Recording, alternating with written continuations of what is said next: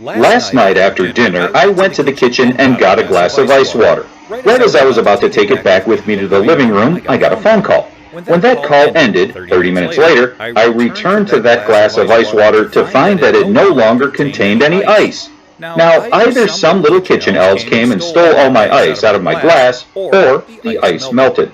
As much as I'd like some kitchen elves, who knows, maybe they do dishes too, I know enough about heat and energy to know that the melting is the more likely option here. In fact, you do too, even if you don't realize it just yet. You might recall that there are three phases of matter called solid, liquid, and gas. You experience these phases all around you all the time. The ground you walk on, the water you drink, and the air you breathe, just to name a few examples. But what's really cool is that matter can change from one phase to another with the addition or subtraction of energy. This transfer of energy is also known as heat.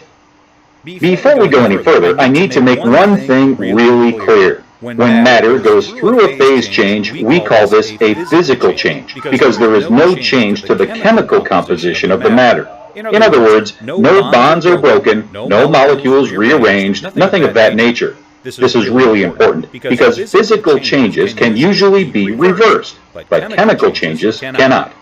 For example, you can refreeze your melted water back into ice, but you can't unburn a piece of wood. Make sense? Great. Let's go back to our glass of water to see how energy influences the different phases of matter. When in the solid phase of ice, all water has very little energy, but there is some there. Even though it doesn't look like it, the particles of that ice are vibrating ever so slightly. We can't see it because it's happening on a molecular scale, and they have so little energy that they only vibrate a tiny bit, but not enough to move around. So we are left with a solid piece of ice that doesn't do anything but just sit there and be ice. But if we add some energy to this ice cube, something awesome happens. It melts into liquid water. Melting is just the change from solid to liquid, and it occurs when we add energy, heat, to a solid. By adding energy to the ice, we add energy to the particles within that ice, and they can now move around a bit more. You can try this at home. Put an ice cube in a glass and try to move it around. The whole ice cube will just bump around the glass in one piece. But if you do this with liquid water, it will flow around the glass like any good liquid does. The particles of a liquid are not held together as tightly as the particles within a solid, so unlike a solid, a liquid will spread out to take the shape of its container up to the surface of the liquid. Now, what do you think will happen if we take back our energy that we added to get liquid water? That's right, we'll end up with solid ice again. This change from liquid to solid is called freezing, and you can think of it as the reverse of melting. In fact, while the melting and freezing points of substances are different from each other, they are the same for that one substance. What I mean by this is that while water and mercury melt at different temperatures, water both melts and freezes at 0 degrees Celsius, and mercury both melts and freezes at negative 39 degrees Celsius. Cool, huh? If instead of taking away energy from our liquid water, we add energy to it, we will end up with a gas. This change from liquid to gas is called evaporation, but you may be more familiar with the term boiling, which is how we describe the liquid during this phase change.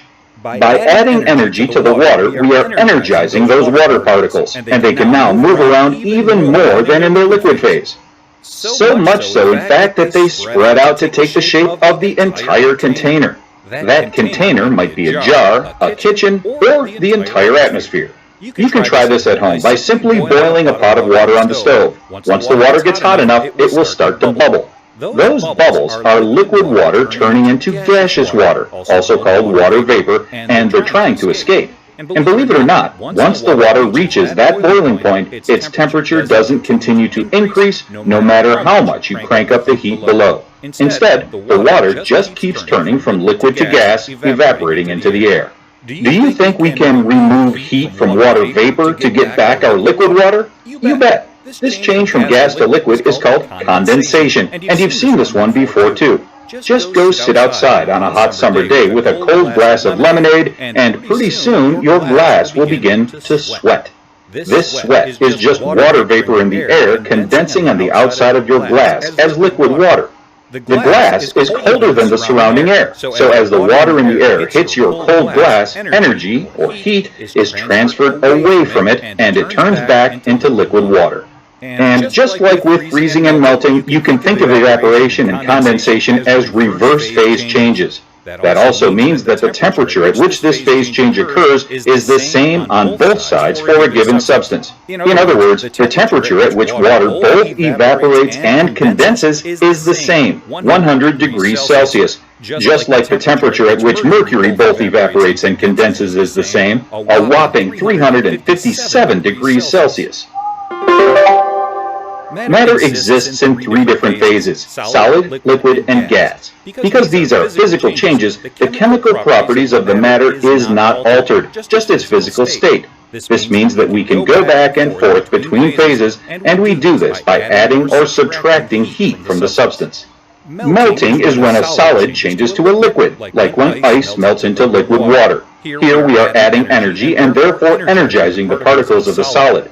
They move around more, and voila, so does the matter in its new liquid phase. The reverse of this is called freezing, and is when a liquid changes to a solid. In this case, we are removing heat, which slows down the particles and returns them to a more stoic state. But we can also add even more energy to a liquid, like when we boil water, which gives us a gas. This phase change is called evaporation.